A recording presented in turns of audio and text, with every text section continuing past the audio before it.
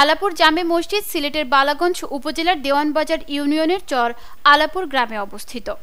1080 বাংলা সনে নির্মিত মসজিদটির বর্তমান বয়স 352 বছর। জানা যায় 1080 বাংলা সনে মসজিদটি নির্মাণ করেছিলেন চর আলাপুর গ্রামের খন্দকার মোহাম্মদ তকি নামের এক লোক।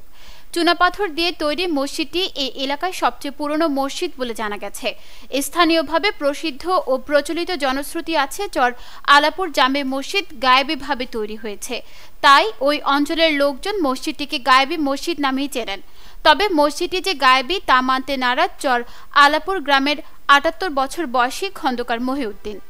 তিনি বলেন, মসজিদটি গায়েবী না, এটি 1080 সনে খন্দকার মোহাম্মদ তকি নির্মাণ করেছিলেন। মসজিদের পাশাপাশি ওই সময় তিনি একটি পুকুরও খনন করেছিলেন। তিনি আরও বলেন, এক সময় আশেপাশের অনেক গ্রামের মুসল্লি এই মসজিদে এসে নামাজ আদায় করতেন।